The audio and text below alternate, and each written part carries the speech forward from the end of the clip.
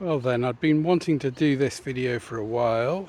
It's going to be a short introduction about our pond. I probably should have videoed the pond a few years ago when it was really just maturing, as now it feels like a proper ecosystem and habitat.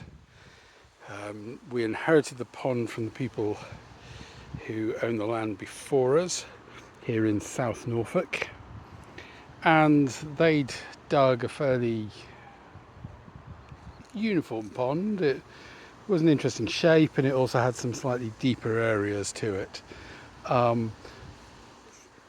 don't think it had been lined or puddled properly, as it dried out most summers, at least partly, if not completely. And certainly last year was a very dry year, very hot summer, and the pond dried up completely. But this year, as you can see, we're into August and we have a good amount of water in here. We also, as I'll hopefully try and explain, we have quite a good number of species of plants which have colonized the area. Starting down here, we have a whole load of sedges which have come. We have some sedges in our little woodland area which naturally appeared, and then these suddenly appeared.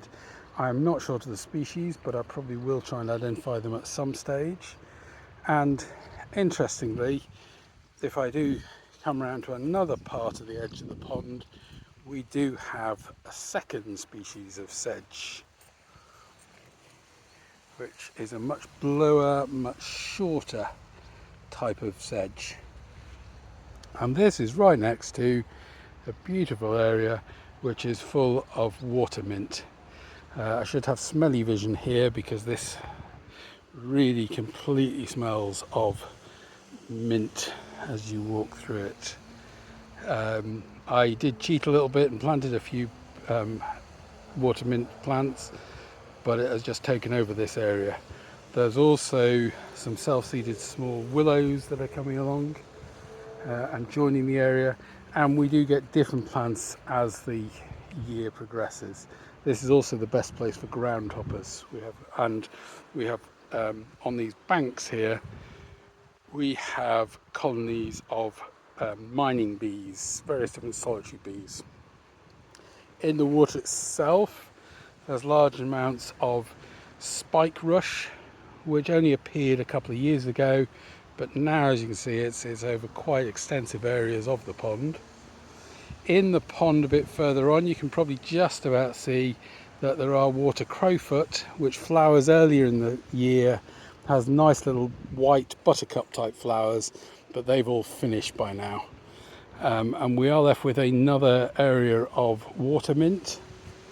And just here, which you probably won't be able to see, but there is a nice ruddy darter just come through.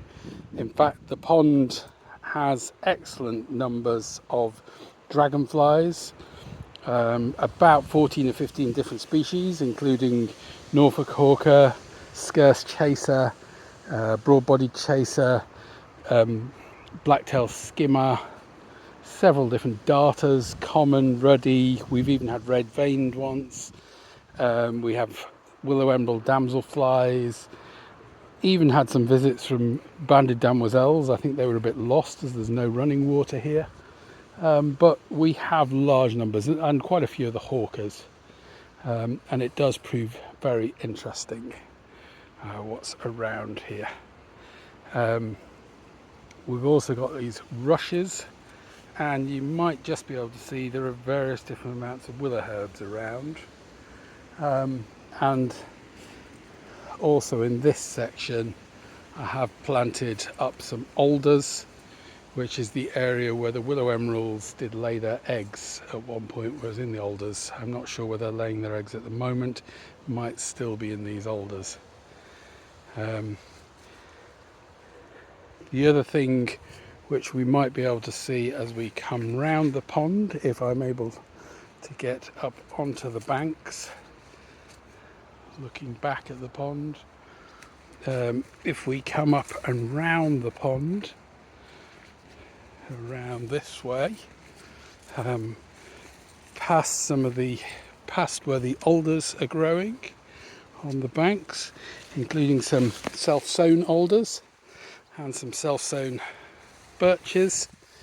We'll come down to where the little island is, which has again got self-sown shrubs throughout it, and you might be able to see down there, which is where the moorhen has made its nest. They did raise at least 3 chicks this year on various attempts at nests. It had 4 different attempts at nesting. That's probably the most advanced nest that's here. Oh, and there's some of the pondweed, the floating leaf weeds that are here. The swallows are having drinks of water before they set off back down to Africa. They nest a little bit of away from here.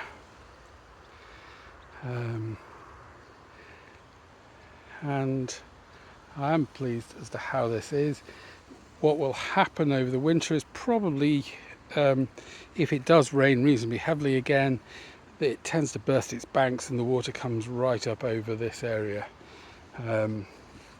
which is why we did have some orchids and things in here.